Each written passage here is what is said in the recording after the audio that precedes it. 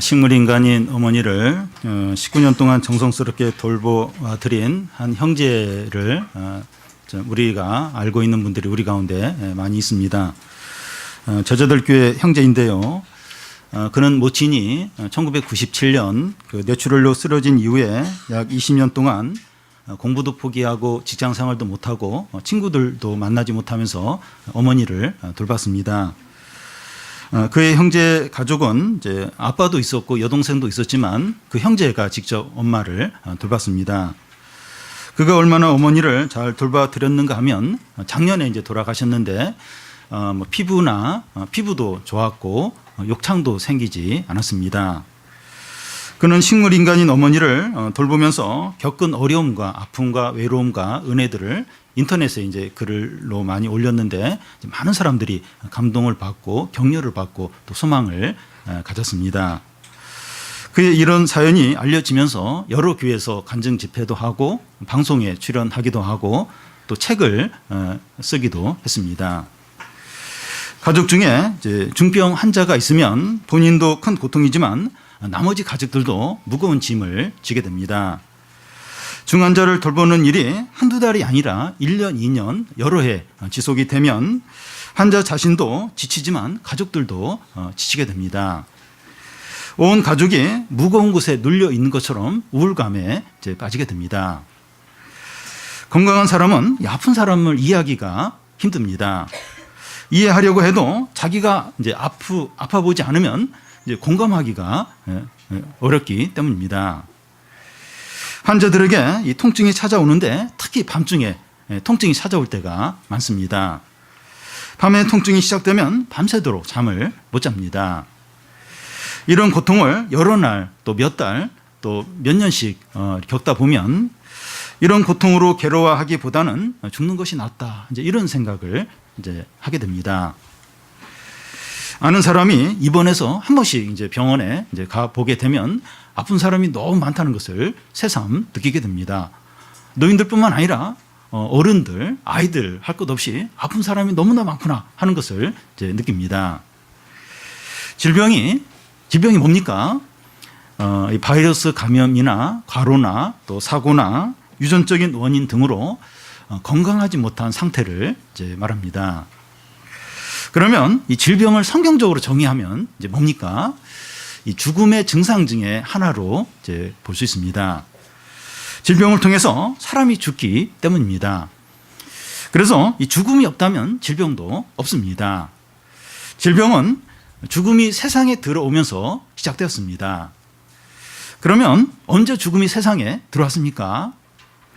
에덴 동산에서 아담과 하와가 하나님의 말씀에 불순종하면서 죽음이 시작이 되었습니다. 하나님께서 아담과 하와에게 에덴 동산에 있는 모든 과일은 먹어도 되는데 이 선악과는 따먹지 말라고 하시면서 이 선악과를 따먹으면 반드시 죽는다고 했습니다. 근데 하와가 이 사단의 이 속임수에 넘어가서 선악과를 따먹었습니다.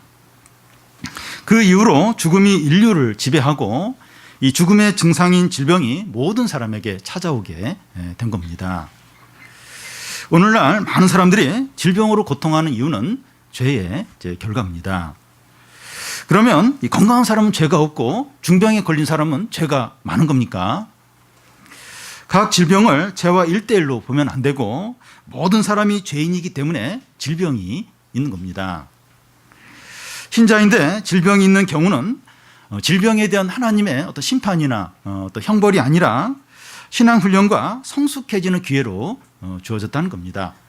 믿음이 제일 좋다고 할 수 있는 이 바울도 육체 질병으로 고생을 많이 했습니다.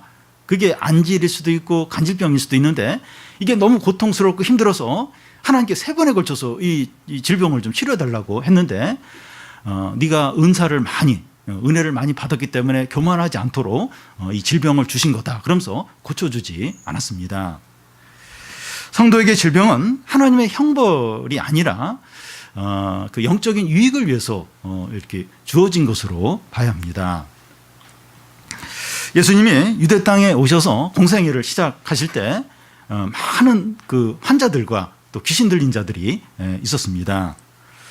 예수님이 오시기 전에 유대 땅에 구약의 마지막 이제 선지자가 말라기였는데 그 말라기 이후로 400년 동안 선지자가 없었습니다. 그러니까 하나님의 말씀을 전하는 자가 없었던 거예요. 그래서 유대 땅이 영적으로 너무나 어두운, 사단이 많이 역사하는 이제 그런 곳이었습니다. 그래서 많은 환자들과 귀신 들린 자들이 많았던 겁니다. 한국에 이제 선교사들이 처음 들어올 때가 1900년대 초였는데 그때 이 그 환자들이 많았고 귀신 들린 자들도 많았고 전염병도 많이 돌았고 그리고 미신도 너무 심했다고 그 선교사들의 어떤 기록에 보면 그렇게 나와 있습니다. 근데 복음이 전해지면서 그렇게 많이 없어졌어요. 많이. 물론 병원이 세워지긴 했지만 뭐 귀신 들린 자나 뭐 미신이나 이런 게 많이 사라졌습니다. 오늘 말씀에 보면 그 예수께서 많은 병자들을 이렇게 치료하시는 것을 이제 볼 수 있습니다. 14절, 그 15절을 보면 예수께서 베드로의 집에 들어가사 그의 장모가 열병으로 앓아 누운 것을 보시고 그의 손을 만지시니 열병이 떠나가고 여인이 일어나서 예수께 수종 들더라. 그날이 안식일인데 예수님과 제자들이 회당에서 나와서 이제 베드로의 집에 들어가셨습니다. 그런데 베드로의 장모가 열병으로 앓아 누워 있는 겁니다. 이 열병의 원인이 뭐 말라리아일 수도 있고 아니면 다른 원인일 수도 있는데 열병으로 너무나 괴로워하고 고통스러워 이제 하는 겁니다. 예수님이 그 사실을 알고 그에게 다가가서 그의 손을 만졌다고 하는데 그의 손을 잡고 기도를 하셨는지 아니면 그 손을 잡아 일으키셨는지 어쨌든 손을 이제 만지시자 이 베드로의 장모가 나으면서 열병이 순간적으로 한순간에 나으면서 예수님과 제자들을 식사로 이제 대접을 이제 했습니다.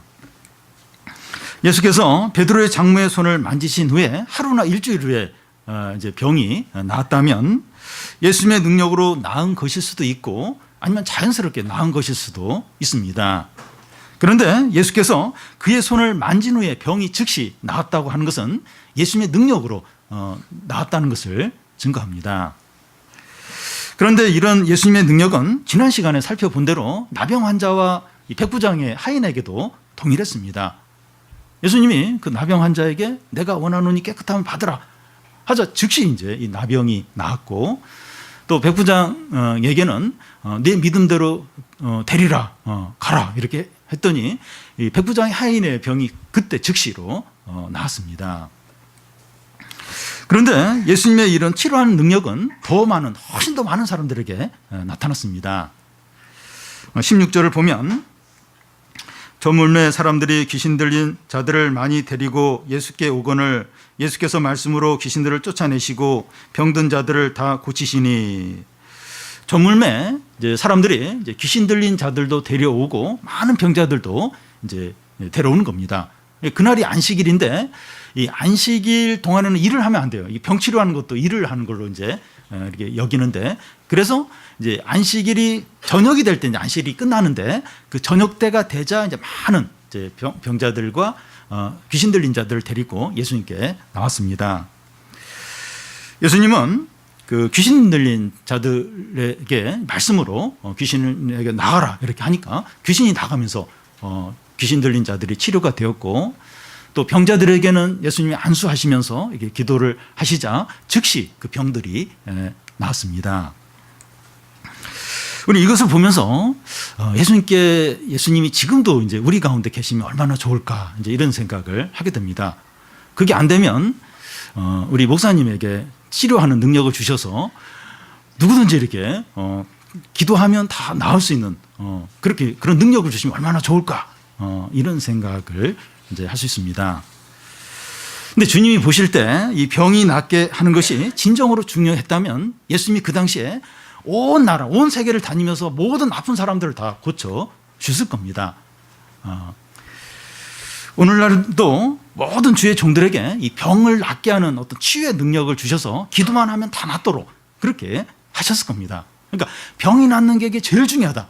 그러면 예수님 당시에도 예수님이 그렇게 하셨을 것이고 오늘날도 이 목사들에게 사역자들에게 다 이 치유의 능력 기도하면 모든 병이 나을 수 있는 그런 능력을 주셔서 병들이 치료되도록 그렇게 했을 겁니다. 그런데 주님께는 이 병이 낫는 것보다 더 중요한 게 있었습니다. 마가복음에 보면 이 방금 읽은 말씀이 나오는데 많은 병자들이 치료를 받고 돌아가고 다음날 새벽에 이제 또 많은 어떤 병자들이 예수님을 찾게 됩니다. 근데 예수님이 그 새벽에 이제 기도하러 따로 이제 다른 곳에 계셨는데 그래서 제자들이 막 예수님을 찾는 거예요. 그러다가 예수님을 만나고 나서 지금 많은 환자들이 지금 찾고 있으니까 빨리 가시자고 그렇게 말합니다. 그래서 예수님이 우리가 다른 마을로 가자 하면서 내가 전도하러 이곳에 이 세상에 왔다고 하십니다. 그러시면서 아침부터 찾아온 병자들을 안 만나요. 안 만나고 전도하러 다른 마을로 가십니다. 그러니까 이 병 고치는 이게 제일 중요한 게 아니라는 거예요. 이게 전도해서 사람들을 구원하는 이게 훨씬 더 중요하다는 겁니다. 그러면 이 병을 치료해 주는 것은 무슨 의미가 있습니까? 예수님 그래도 병자들을 많이 고쳐주셨어요. 이게 어떤 의미가 있는 겁니까?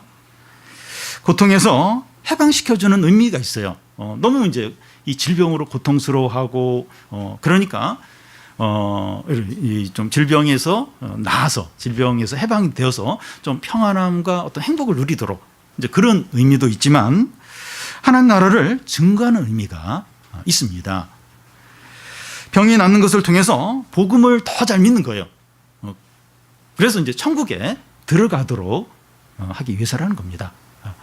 그러니까 예수님이 보시면 이제 이렇게 상상설교를 하시고 상상설교를 끝내신 후에 8장, 9장 우리가 살펴보는 여기서 10번에 걸쳐서 막 기적을 행하세요. 기적을. 오늘 말씀 그 다음에도 보면 또 막 예수님이 기적을 행하는데 이제 이런 걸 통해서 이제 복음을 더 잘 믿는 거예요. 그래서 천국에 더 잘 들어가도록 하기 위해서 예수님이 이런 질병을 치료를 많이 하셨다는 겁니다. 병이 난 것도 중요하지만 예수님을 믿고 구원받는 게 훨씬 더 중요합니다. 여러분, 이 증거라고 하는 건 꼭 많이 있어야만 되는 게 아니라 몇 개만 있어도 됩니다. 우리 교우들이나 부모님들의 질병이 다 이렇게 나아야만 하는 것이 아니라 몇 분이라도 이렇게 병이 나으면 그게 이제 증거가 됩니다. 무슨 말인가 하면 우리가 복음을 믿고 이제 천국에 들어가는 것이 중요하지 모든 병이 다 낫고 어려움이 다 해결되어야 하는 것이 아니라는 겁니다. 그러니까 병이 다 낫고 어려움이 다 해결돼야 내가 하나님 믿겠다. 이제 그렇게 하면 안 된다는 거예요. 병이 낫는 게 물론 중요하긴 하지만 그 병이 다 나야 되고 어려움이 다 해결 돼야만 하는 것이 아니라 그것보다 훨씬 더 중요한 게 이제 이렇게 복음을 믿고 구원받고 천국에 들어가는 게 그게 진짜 중요하다는 겁니다. 우리 교회가 이제 주정 예배 기도 시간에 이제 우리 교우들의 질병이나 또 교우들의 부모님의 질병을 위해서 기도를 이제 하고 있습니다. 근데 많은 교우들이 우리 교우들의 부모님들이 치료가 되고 건강하게 된 경우가 너무나도 많습니다. 급성 폐혈병을 가지신 분이 나았어요. 몸이 나았고 대장암 수술을 받은 분도 완치가 되어서 잘 지내시고 또 하루 동안 시력을 잃었는데 기적적으로 시력이 이제 회복된 그런 어르신도 계시고 또 다리 수술을 하루 앞두고 의사가 이게 다리를 절단해야 된다. 그럴 수 있다. 막 이런 얘기를 들었는데 그렇게 하지 않고 또 이렇게 잘 치료를 받은 분도 계시고 부친이 폐암 수술을 받고 항암 치료를 받았는데 이 암세포가 싹 사라진 거예요. 의사도 깜짝 놀라는 거예요. 이런 경우가 없는데 어떻게 이런 일이 일어나냐고 이제 그런 분도 계십니다. 그렇지만 기도한 모든 분들이 다 치료가 된 것은 아닙니다. 많은 분들이 치료가 됐는데 지금도 이렇게 기도를 많이 하는데도 치료가 안 된 그런 분들도 있고 어떤 경우는 더 이제 악화된 분도 있습니다. 주님이 이렇게 하시는 이유가 뭡니까? 우리의 병이 다 낫는 것이 중요한 것이 아니라 복음을 듣고 구원을 받는 게 중요하다는 겁니다. 그래서 막 기도한 대로 다 병을 낫게 해주고 어려움을 다 해결해 주신 게 아니라는 거예요.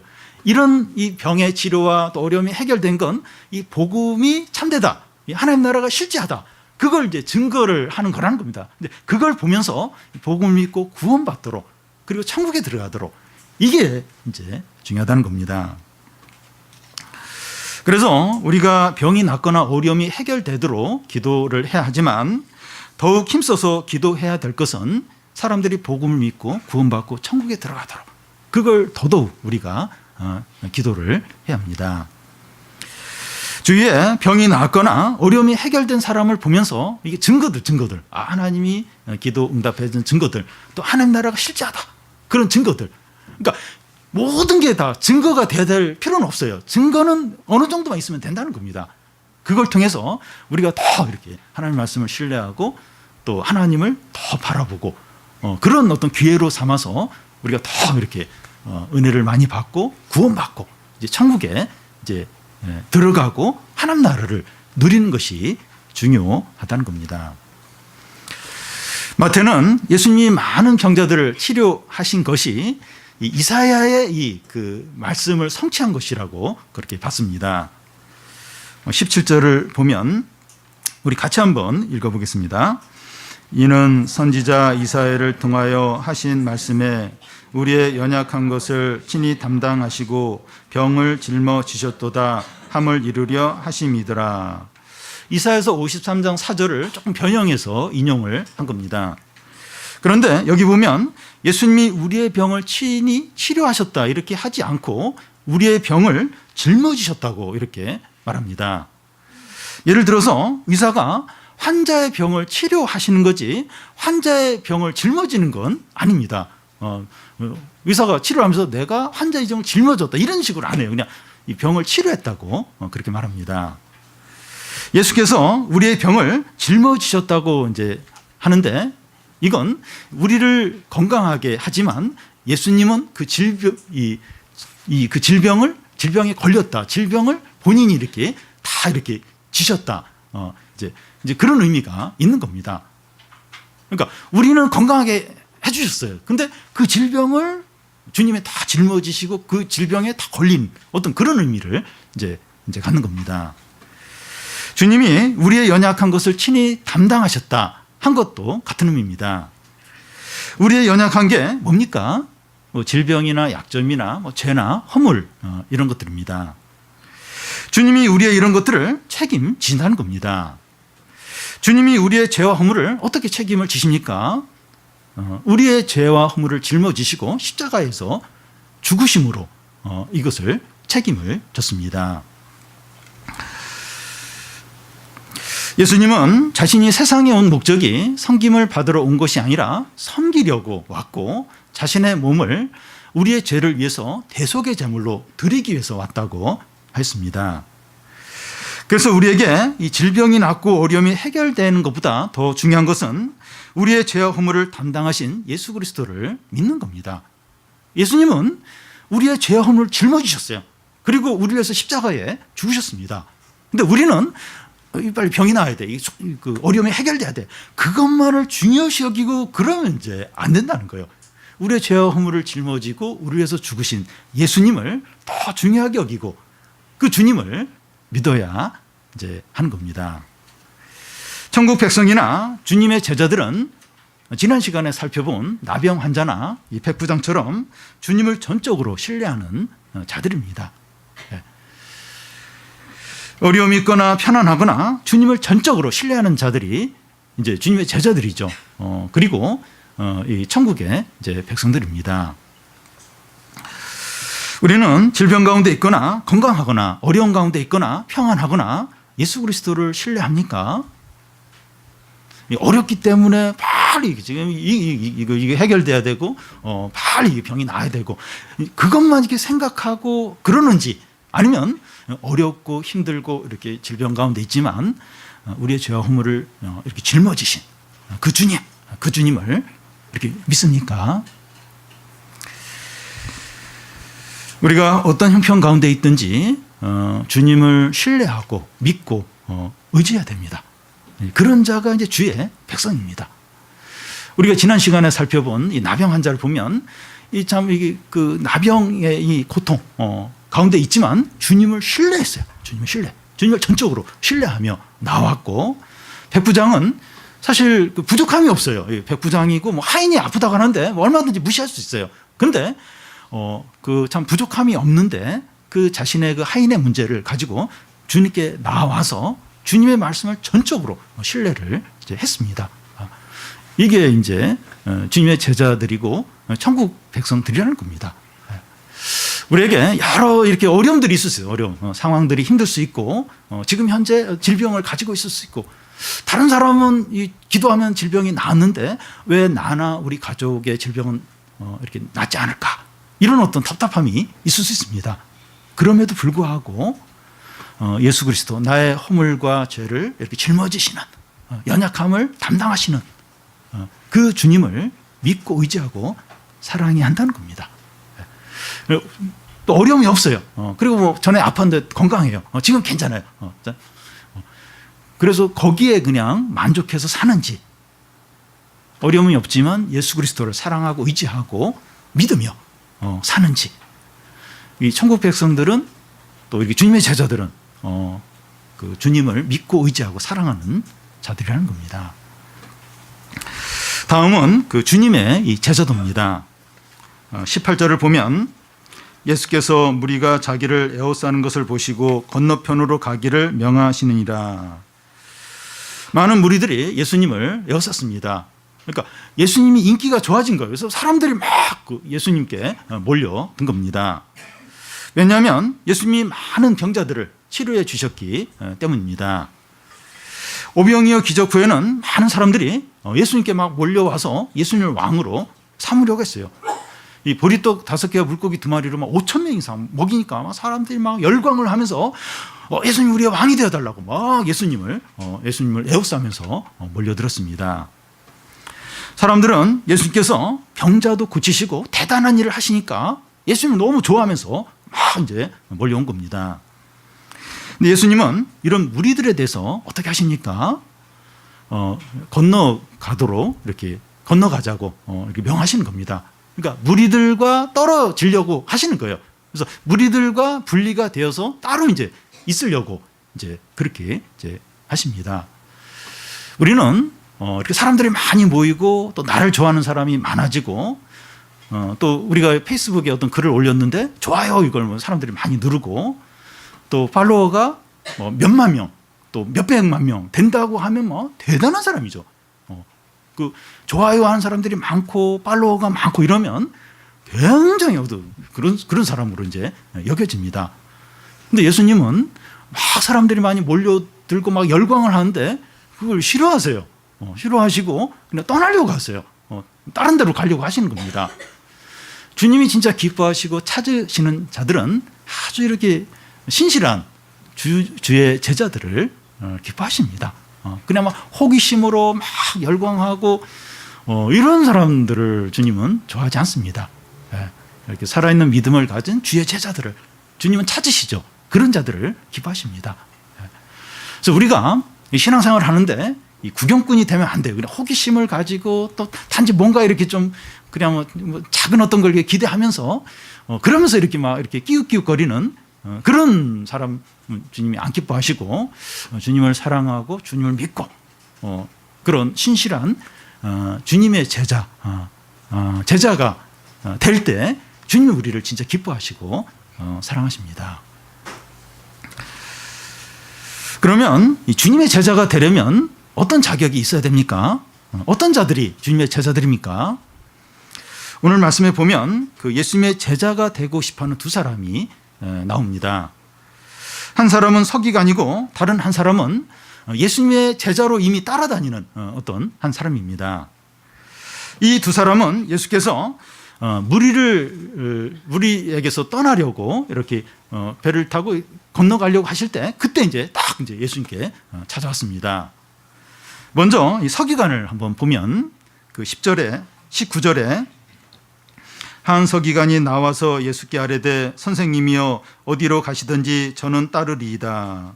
그 당시 서기관은 율법을 가르치고 존경을 받는 사람이었고 어떤 안정된 지위에 있는 그런 자였습니다.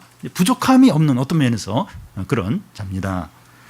그런 서기관이 예수께 어디를 가시든지 내가 따라가겠다고 적극적으로 나서고 있습니다. 그 이유가 뭡니까? 그 예수님처럼 하나님의 말씀을 잘 가르치고 능력 있는 그런 선생이 되고 싶은 겁니다. 율법을 잘 가르치는 능력 있는 그런 이제 선생이 되고 싶은 겁니다. 예수님을 따라다니면 예수님께 많이 배우면 그런 어떤 선생이 될 수 있는 것 같아요. 그래서 예수님을 쫓아도 손해 볼 게 없는 이제 그런 이제 그걸 이제 느낀 겁니다. 사람들은 뭔가를 기대하면서 신앙생활을 할 수 있습니다. 예를 들어서 사업에 성공하거나 또 대학에 합격하거나 질병이 낫거나 유명해지거나 어려움이 생기지 않기를 기대하면서 신앙생활을 할 수 있습니다. 신앙을 보험처럼 생각하면서 신앙생활을 할 수 있습니다. 내일 무슨 일이 일어날지 모르는데 그래도 신앙을 가지고 있으면 교회를 나가면 그래도 어떤 어려운 가운데 이렇게 막 이렇게 도움을 청할 수 있고 그러니까 이렇게 보험처럼 이렇게 좀 신앙생활을 생각할 수 있습니다. 그 신앙생활을 안 하는 것보다는 하는 게 낫다. 교회를 안 나가는 것보다 교회에 나가는 게 낫다. 어떤 이런 생각을 가지고 교회를 나올 수 있습니다. 그러니까 이 자녀 교육이나 또 이렇게 가정이나 부부 관계나 이런 걸 생각할 때 이 사회에 어떤 흉한 일도 많은데 그래도 교회 생활을 하면 그래도 좀 낫지 않을까, 이득이 되지 않을까, 어떤 인간적이고 세상적인 어떤 이득을 생각하면서 이제 이렇게 신앙생활을 할 수가 있습니다. 예수님은 그런 생각을 가진 서기관에게 어떻게 하십니까? 20절을 보면 예수께서 이르시되 여우도 굴이 있고 공중의 새도 거처가 있으되 인자는 머리 뚫 곳도 없다 하시더라. 여우는 이 땅을 파서 그 굴 안에서 생활을 하고 새는 이 나무 위나 풀숲에 둥지를 지어서 이제 삽니다. 아무리 가난한 사람이라 할지라도 움막 같은 집이라도 있습니다. 그런데 예수님은 머리 둘 곳이 없다는 거예요. 움막도 없다는 겁니다. 예수님과 제자들이 주로 이제 갈릴리에 계시다가 예루살렘에 한 번씩 가시는데 누가 이제 집에 초대를 안 하면 노숙을 하는 겁니다. 산 언덕이나 또 이렇게 산에서 그냥 이슬 맞으면서 잠을 자는 겁니다. 또 누가 집에서 초대를 하지 않으면 굶는 거예요. 하루에 뭐 한 끼 이제 먹기도 하고 그냥 뭐 굶는 겁니다. 예수님께는 재산이 없어요. 그리고 현금도 없었습니다. 그래서 이런 예수님을 쫓는다고 하는 것은 고생길이 훤한 겁니다. 이런 예수님을 쫓아간다. 고생할 각오를 해야 하는 겁니다. 성경에도 그 예수님을 따르는 길이 어떤가 하는 것을 여러 곳에서 이제 말하고 있습니다. 마태복음 10장 24절에 보면 제자가 그 선생보다 또는 종이 그 상전보다 높지 못하다고 했습니다. 주님이 예수님이 이런 삶을 사셨어요. 머리 둘 것도 없었어요. 근데 그 제자, 그의 종은 그 형편이 얼마나 어렵겠느냐 하는 겁니다. 예수님이 그 완전한 하나님이시고 완전한 인간이세요. 근데 인간적인 면에서 보면 아무것도 없어요. 아무것도. 근데 그의 제자 또 그의 종으로 그 주님의 길을 따라간다면 그 종과 제자는 얼마나 더 힘들겠느냐 하는 겁니다. 요한복음 16장 그 34절에서는 세상에서는 너희가 환난을 당하나 담대하라. 내가 세상을 이겼다고 하십니다. 주님의 종들이 세상에서 환난을 당한다는 거예요. 박해를 당하고 어려움을 겪는다는 겁니다. 예수님도 어려움을 겪었어요. 고난을 당하셨습니다. 멸시를 받았습니다. 하물며 그의 제자들, 종들은 더더욱 환난을 겪는다는 겁니다. 디모데후서 3장 12절에 보면 그리스도 안에서 경건하게 살고자 하는 자는 박해를 받는다는 겁니다. 그러니까 이 주님의 제자들은 다 이렇게 주님을 쫓아가야 되기 때문에 경건하게 살게 돼요. 그러면 박해를 받는, 미움을 받는다는 겁니다. 그리고 주님은 나를 따르려거든 자기 십자가를 지고 나를 쫓으라고 했습니다. 여러분 주님을 따라가는 길은 꽃길을 따라가는 게 아닙니다. 주님이 십자가를 지고 십자가 길을 가셨어요. 그 주님을 믿고 주님을 따른 자들은 자기들도 자기 십자가를 지고 주님을 쫓아야 하는 겁니다. 절대로 꽃길이 아니고 십자가의 길이에요. 고난이 많은 이제 길입니다. 이것이 주님의 제자들의 이제 삶이라는 겁니다. 그래서 이 주님을 따르기 전에 계산을 해봐야 됩니다. 예수님 믿기 전에 내가 얻을 게 뭐고 잃어버릴 게 뭔지 그걸 계산을 해봐야 됩니다. 예수님 믿으면 복 받습니다. 반만 맞아요. 반 이야기는 하는 거예요. 예수님께 진짜 좋은 복은 받지만 고난이 많이 따라올 수 있습니다. 그 얘기를 함께 해줘야 됩니다. 그래서 예수님을 믿기 전에 계산을 해야 돼요. 내가 얻을 게 뭐고 잃어버릴 게 뭔가 계산을 해봐야 됩니다. 내가 예수님을 따르려면 어떤 대가를 지불해야 되는가 그 생각을 해야 됩니다. 예수님을 따르려면 자기 부정과 희생과 고난이 있습니다. 자기를 부정해야 돼요. 희생을 이제 해야 됩니다.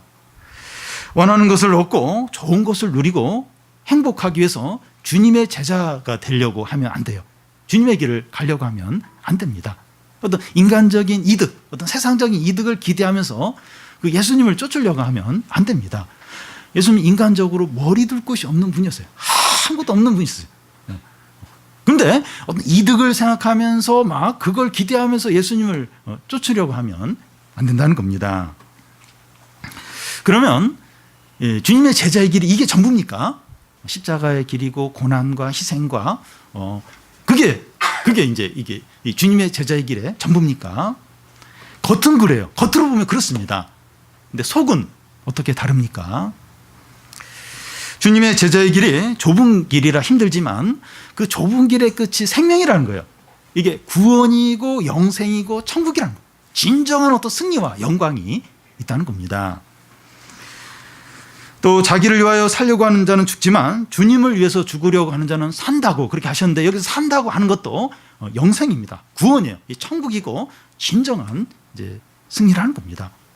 그러니까 이 제자의 길을 가는 건 주님을 위해서 죽는 거예요. 이 많은 희생과 이 손해를 보는 겁니다. 그런데 산다는 거예요. 자기를 위해서 살려고 하는 자는 죽지만 망하지만 주님을 위해서 죽고자 하는 자는 이 제자의 길을 가는 게 죽는 것 같은데 산다는 거예요. 영생과 구원과 천국과 진정한 승리와 영광을 누린다는 겁니다. 여러분 주님의 제자의 길은 십자가를 통과한 영광입니다.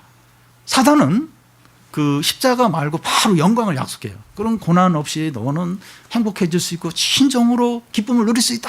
그게 이제 사단의 유혹이에요. 근데 주님의 제자의 영광은 이 십자가를 통과한 영광입니다.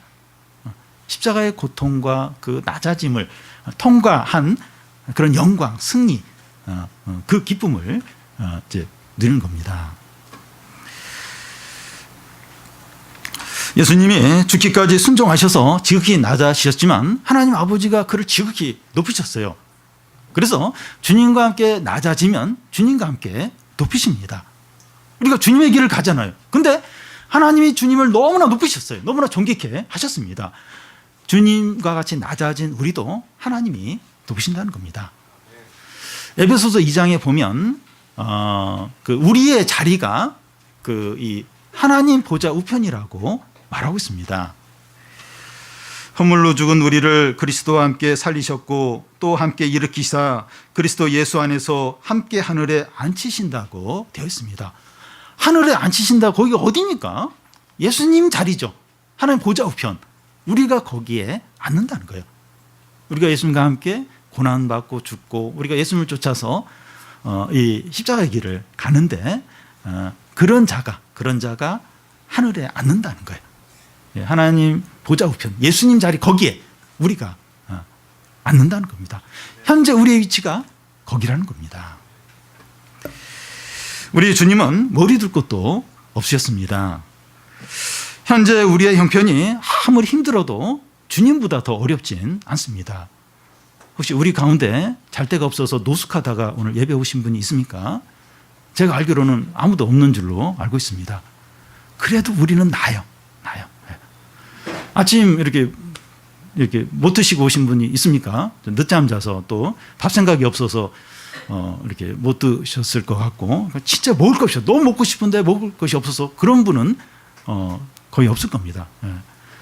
우리가 아무리 지금 어려워도 주님보다는 나아요. 주님보다는 훨씬 낫습니다. 우리 약한 마음 먹지 않도록, 너무 약한 마음 먹지 않도록 좀 담대해야 됩니다. 우리가 신앙 때문에 욕을 먹고 손해를 보고 고난을 당한다 해도 주님이 겪으신 고난과 비교할 때 그건 아무것도 아닙니다. 주님이 멸시를 당하고 고난을 당하고 십자가의 고통을 당하신 이거에 비교하면 우리가 욕을 먹고 손해보고 또 이렇게 불이익을 당하고 이게 거기에 보면 너무나도 이제 작은 겁니다. 주님의 길을 따라가는데 어려움과 고난이 없을 수가 없습니다. 이게 없을 수가 없어요. 청소년은 청소년대로, 청년은 청년대로, 장년은 장년대로 이 고통과 아픔과 또 손해보는 그런 게 있다는 겁니다. 우리가 예수를 믿는다면, 예수를 믿는다는 건 예수님의 제자가 된다는 건데, 예수님의 제자인데 고통도 없고 또 손해보는 것도 없고 욕먹는 것도 없고 제한받는 삶도 없고 내가 하고 싶은 대로 다 하고 이렇게 고난받을 만하면 다 피하고 다 타협을 해버리고 그래서 사람들이 다 날 좋아하고 다 칭찬받고 좋은 소리만 하고, 물론 이제 죄를 지어서 남을 못된 짓 해가지고 이제 욕을 먹을 때는 있다 할지라도, 그러니까 믿음으로 살기 때문에 욕을 먹는 그런 경우는 없고, 그렇다면 그 사람이 예수를 믿는다고 고백을 하고 세례를 받고 교회를 10년, 20년 다녔다 할지라도 주님의 제자로 보기가 어렵습니다. 예수님을 믿는다면 주님의 제자예요. 제자라면 주님을 쫓아서 산다는 겁니다. 십자가의 길을 가는 자라는 겁니다. 그런데 고통과 아픔과 손해를 보지 않을 수 있습니까? 어떻게 하고 싶은 거 다 하고 보고 싶은 거 다 보고 마시고 싶은 거 다 마시고 하고 싶은 거 다 하면서 그러면서 어떻게 주님의 제자라고 좀 할 수 있겠습니까? 주님의 제자는 제한을 받아야죠. 통제를 받아야 되고 좁은 길을 가야 됩니다. 완벽하게 그렇게 할 수는 없어요. 근데 일관되게 여러분 강물을 보면 강물이 일관되게 흘러요. 뭐 왔다 갔다 하지 않습니다. 우리가 좀 이렇게 일시적으로 왔다 갔다 할 수는 있는데 일관되게 좁은 길을 가고 제한을 받고 통제받고 내가 원하는 대로 살지 못하고 그게 주님의 제자인 겁니다. 우리가 주님의 제자로 살면서 고통을 받고 손해를 보고 제한받기 때문에 막 너무 힘들고 그걸 영광으로 여기고 기뻐하시기 바랍니다. 그런 자에게 큰 상이, 하늘에 큰 상이 있다고 말씀하십니다. 우리가 주님 앞에 서게 되는데 주님 앞에 갔을 때 손해본 거 아무것도 없고 희생한 거 아무것도 없고 그리고 제한받은 거 아무것도 없고 주님이 바로 엎드려 뻗쳐야 할 겁니다. 가죽장갑 끼고 주님이 팰 겁니다 아마. 그런데 이 제자의 삶을 살면서 희생을 하고 손해를 보고 욕을 먹고 남들이 다 해도 그거 못하고 그러면서 그때는 막 그 당시는 너무 힘들어하면서 이제 그런 삶을 산 자가 주님 앞에 갔을 때 달했다 충성된 종아 하면서 안아주시고 영원한 천국을 누리게 하시고 하늘에 있는 모든 좋은 것을 다 주시죠.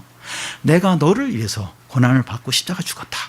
그렇게 이제 하신다는 겁니다.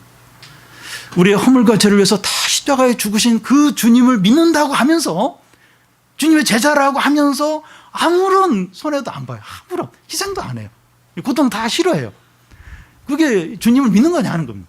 주님의 제자냐 하는 겁니다. 그러니까 막 엄청난 많은 일을 하고 어려운 일을 하라는 게 아니고 진짜 나의 죄와 허물을 위해서 십자가에 죽으신 그 주님을 믿는다면 그래서 주님의 제자라면 제한받고 통제받고 그게 당연하지 않느냐 하는 거예요. 좀 어느 정도의 어떤 고난을 당하는 게 있어야 되지 않느냐 하는 겁니다. 이번에는 예수님을 따르는 제자들 중에 한 제자가 나와서 한 가지 부탁을 합니다. 21절을 보면 제자 중에 또 한 사람이 이르되 주여 내가 먼저 가서 내 아버지를 장사하게 허락하옵소서. 예수께서 무리들로부터 떠나시려고 건너편으로 이렇게 가려고 할 때 예수님의 그 제자 중에 한 사람이 이렇게 예수님께 나옵니다. 이 사람의 부모가 아버지가 갑자기 이제 죽었다는 소식을 듣고 이제 가서 좀 장례를 치르고 왔으면 좋겠다는 이야기를 이제 합니다.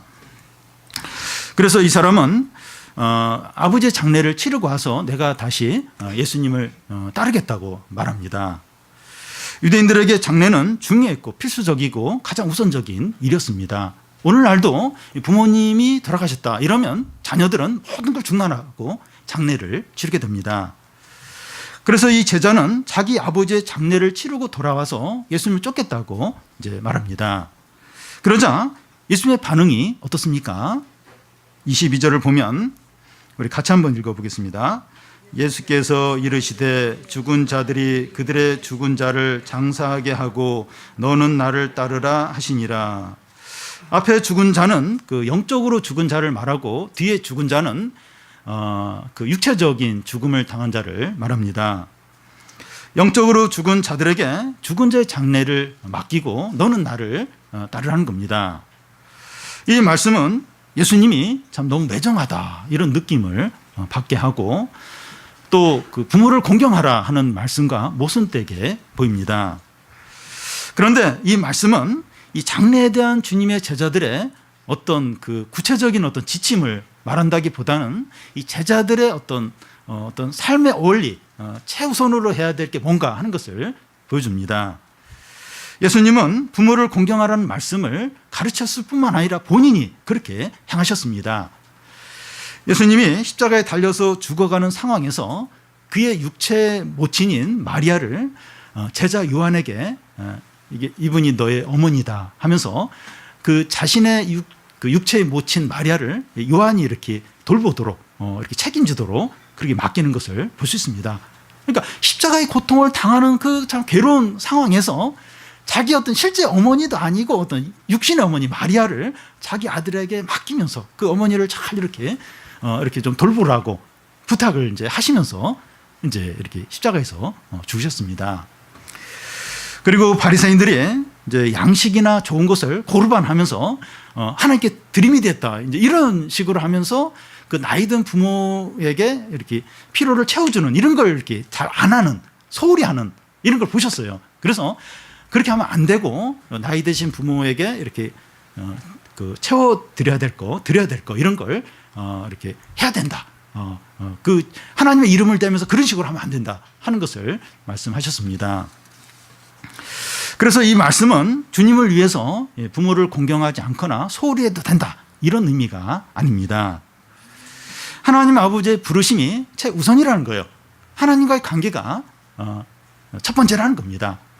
부모의 관계가 중요하죠. 부모와 자녀의 관계 중요한데 이것보다 더 우선적인 게 하나님 아버지와의 관계고 하나님의 뜻이고 하나님의 부르심이 첫 번째라는 겁니다. 그래서 주 안에서 부모를 공경하라는 겁니다. 나이 드신 부모님을 이제 돌봐야 하는 이 자녀 입장에서는 이 부모님에게 용돈을 드리거나 또 찾아가 뵙거나 또 부모님을 모시는 이런 부분이 고민이 될 수 있습니다. 부부 사이에 이런 문제로 갈등과 의견 충돌이 생길 수 있습니다. 남편이나 아내나 한쪽에서 부모님을 부모님 이렇게 해야 된다. 그런 생각을 가지고 절대로 굽히지 않을 때가 있습니다. 이것이 일종의 이제 효도라고 이제 할 수 있는데 이것을 절대적으로 여기고 다른 사람의 말을 듣지 않으려고 하고 이것에 대해서는 타협의 여지가 없고 하나님도 이 부분에 대해서는 관여하실 수 없다 하는 그런 태도를 이제 가질 때가 있습니다. 부부가 이 부모님의 이 문제를 가지고 이야기를 이제 할 때면 이 폭발물을 다루듯이 막 감정으로 너무 이제 격해지고 그런 경우들이 있습니다. 다른 부분은 괜찮은데 부모님에 관한 어떤 이런 부분들을 다룰 때 굉장히 민감해지면서 이제 사이가 이제 이렇게 나빠질 수 있는 그런 경우가 있습니다. 이것을 어떻게 합니까? 우리는 효자이기 전에 신자라는 겁니다. 우리가 이 신자다 이걸 기억을 해야 됩니다. 그러니까 신자로서 부모를 공경을 해야 되는 겁니다. 부모를 공경하는데 주 안에서 공경을 이제 해야 됩니다. 부부 양쪽이 서로의 주장을 하는 것이 아니라 주님의 뜻에 순종하겠다 이런 것을 분명하게 이제 해야 합니다. 그렇다면 남편은 아내의 이야기를, 아내는 남편의 이야기를 더 들으려고 해야 됩니다. 내가 이 주님의 뜻대로 이런 부분을 하겠다. 주님의 뜻이 가장 우선이다. 이제 이렇게 이제 분명히 고백을 한다면 내 생각보다는 주님의 생각 또 상대방 배우자의 생각을 더 우선해야 한다는 겁니다. 그래서 여러 가지 이제 어떤 중요한 자신의 나름대로 그런 게 이제 있을 수 있는데 이 주님의 뜻대로 해야 된다. 주님 뜻대로 이걸 분명히 하고 다 이게 서로가 주님 뜻대로 복종할 순종할 그런 어떤 마음으로 이제 이런 문제를 이제 다뤄야 됩니다. 이런 원리로 한다면 이 주 안에서 부모를 이제 공경할 수 있게 됩니다. 그래서 다른 걸로는 안 돼요. 이 주님과의 관계를 첫 번째로, 이 주님의 뜻을 첫 번째로 하면서 이제 이렇게 서로의 이야기를 듣고 이렇게 할 때 이제 이런 문제가 이제 은혜 가운데 이제 해결이 됩니다. 부모와 자녀 관계뿐만 아니라 부부 관계와 형제 관계와 또 친구 관계와 이성 관계가 아주 친밀하고 이제 끈끈할 수 있지만 하나님 아버지의 관계보다 우선하지 않아야 됩니다. 그러니까 참 모든 이렇게 사람과의 관계가 중요해요. 중요한데 가족 관계, 부모 관계, 형제 관계 중요한데 하나님과의 관계보다 더 우선하지 않도록 해야 됩니다. 그러니까 주 안에서 모든 관계를 해야 돼요. 주님의 뜻 안에서 모든 어떤 이런 걸 해야 한다는 겁니다. 누가복음 14장 그 26절에 보면 내게 오는 자가 자기 부모와 처자와 형제와 자매와 더욱 자기 목숨까지 미워하지 아니하면 능히 내 제자가 되지 못한다고 하십니다. 주님은 조금 더 약간 과격하게 미워하지 않으면 부모나 처자나 자매나 형제나 자기 목숨까지 미워하지 않으면 내 제자가 될 수 없다는 거예요. 반대로 그러니까 주님을 가장 사랑하고 주님의 뜻을 가장 우선하고 주님과의 관계를 첫 번째로 하지 않으면 주님의 제자가 될 수 없다는 거예요. 주 안에서 다른 모든 관계를 해야 한다는 겁니다. 그러면 누가 주님의 제자가 될 수 있습니까? 이렇게 어려운데 누가 주님의 제자가 될 수 있습니까? 아주 믿음이 좋거나 그래야만 이렇게 주님의 제자가 될 수 있고 그렇지 않으면 이제 안 되고 그렇지 않습니다. 믿음이 어리거나 작더라도 진실한 믿음이 있으면 됩니다. 자기를 진정한 죄인으로 인정을 할 거예요. 그래서 예수님을 믿는 겁니다. 예수님이 내 죄와 허물을 짊어지고 십자가에 죽으셨다. 그걸 믿는 겁니다. 그 믿는 자가 이제 주님의 제자죠. 내가 그런 주님을 믿으면 내가 어떻게 살아야 될까? 어떻게 살까? 고난과 또 손해와 어떤 제한받는 삶을 기꺼이 살아야 되죠. 내 죄와 허물을 짊어지시고 주님이 죽으셨는데 그리고 나를 내 죄를 용서하시고 나에게 영생을 주시고 하나님의 자녀가 되게 하셨는데 그러면 내가 그 주님을 믿는데 그래서 내 주님의 제자가 된데 그러면 당연히 좀 고난과 대가를 지불할 각오를 해야 된다는 겁니다. 그리고 그 주님과의 관계를 첫 번째로 해야 한다는 겁니다. 주님이 나를 위해서 그렇게 희생을 하셨고 죽으셨기 때문에 주님과의 관계를 첫 번째로 하면서 이제 살아가는 겁니다. 여러분 우리 자신을 돌아보면서 주님의 제자입니까? 한번 우리 좀 돌아보시기 바랍니다. 내가 주님의 제자인가? 제자다운가? 교회를 빠지느냐 안 빠지느냐 중요하지만 이걸로 우리가 주님의 제자다, 제자 아니다 알 수가 없어요. 봉사를 하냐 안 하냐 이것으로도 이게 주님의 제자냐 아니냐 알 수가 없습니다. 주님을 위해서 기꺼이 이 길을 가면서 좀 희생하고 손해보고 제한받는 삶을 사는가, 보고 싶은 거 하고 싶은 거 그런 거 절제하면서 살아가느냐. 우리 자신을 돌아보면서 참 우리가 예수님을 이제 믿는다면 믿죠. 믿습니다. 그러면 주님의 제자들입니다. 그래서 우리가 기꺼이 좁은 길을 가고 십자가의 길을 가고 그런데 그 길 끝에 우리에게 진정한 승리와 영광과 영생과 영원한 천국이 있음을 바라보고 끝까지 인내하면서 제한받으면서 주님과의 관계를 첫 번째로 주님의 뜻대로 모든 것을 하는 그런 제자들이 다 되시기를 바랍니다.